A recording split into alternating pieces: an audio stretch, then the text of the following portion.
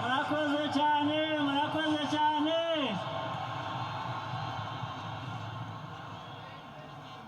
Thank you very much. First of all, let me thank the President of CAF, my brother, Patrice Motsepe,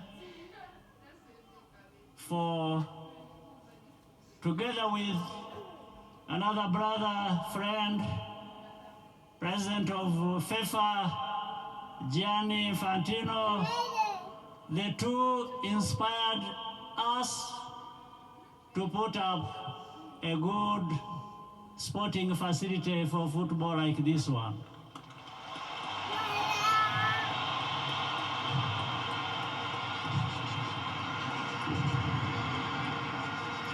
They've done many things to support Rwanda and other brotherly African countries, and of course beyond,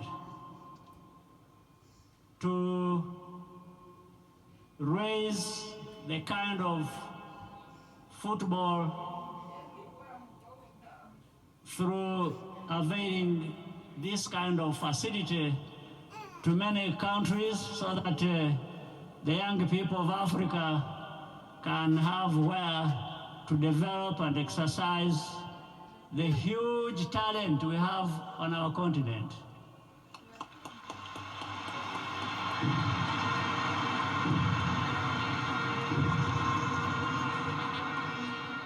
In fact, this will lead to more retention of our best talent instead of exporting them all the time. But people will still remain free to go wherever they want to be, but they can also look to home for such retention and development of what they want to do. So Patrice and all of you, I want to thank you for this day, a great day for us, for Rwanda and for football, and we will do even more and try to do better.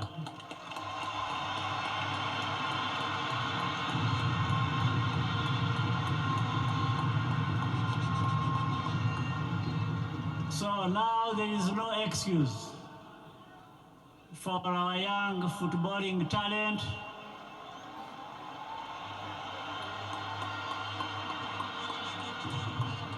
You have to work hard, you have to work smart, and let's be counted among the best on our continent.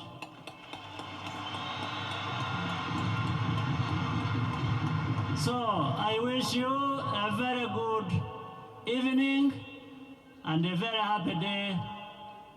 More things are ahead of us coming. So, all the best to you. Thank you very much, Your Excellency, for your remarks. Now we have two young talents who would like an autograph from the both of you.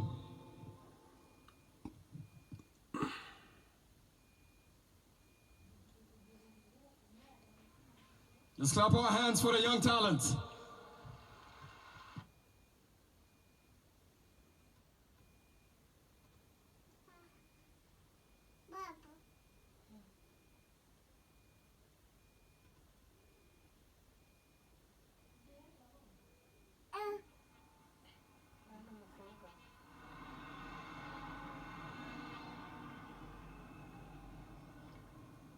Yes.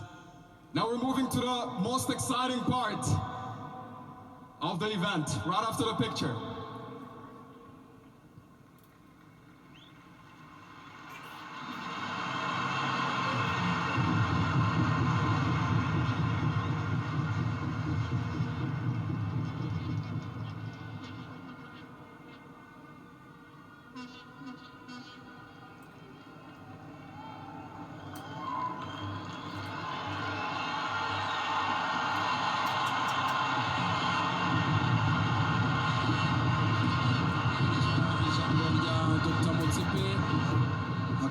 perezida w'impuzamashyirahamwe w'umupira w'u Rwanda n'umukobwa w'Afurika CAF aho yashimiye nyakubahwa perezida Paul Kagame kubw'iyi ntambwe bateye ndetse no kubw'igikorwa remezo ndetse no kuba afasha siporo muri rusange itari hano mu Rwanda gusa no ku mugabane wa Afurika. Avuga ko ari umuntu w'icyitegererezo ndetse wo gushimirwa.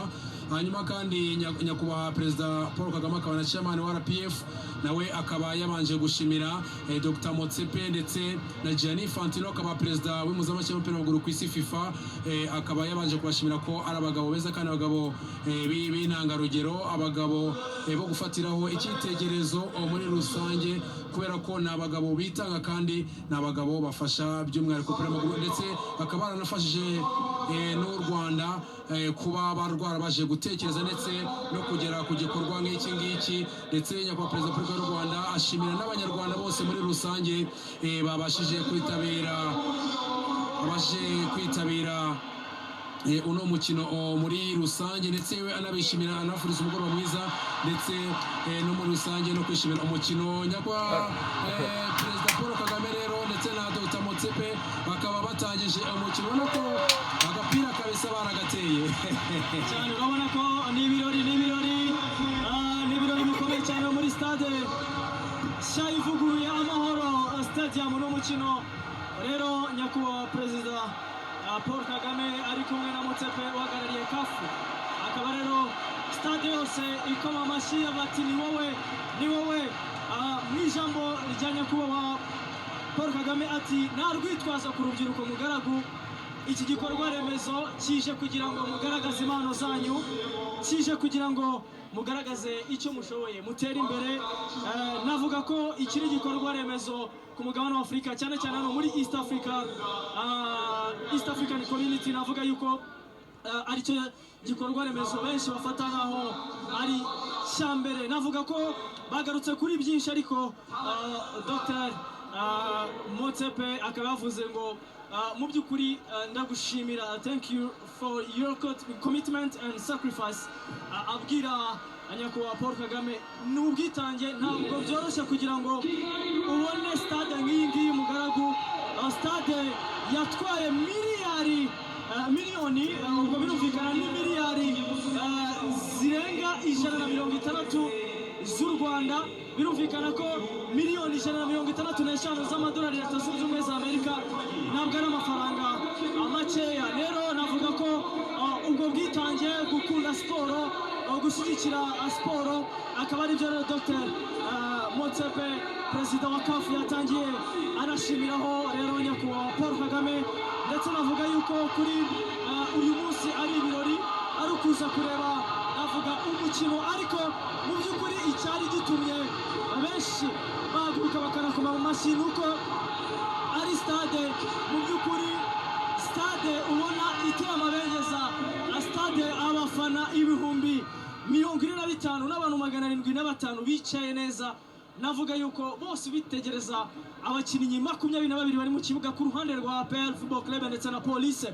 Mu kanya gato umukino waza gutangira, ariko ubwo twizere ko kuba kiri batoya Anwar rwitwazo Mutaramu, navuga ko n'umukino ubundi wakagombye kuza gutanga igikombe, ariko ntabwo umukino uza gutanga igikombe, n'umukino usanzwe wo gutaha stade Amahoro nshya, kubera ko ubundi stade Amahoro ubwa mbere navuga ko yatashwe mu 1947 hari tariki 5 Nyakanga. Uyu munsi rero akaba ari tariki ya mbere z'ukwezi kwa 7 mu mwaka 2024.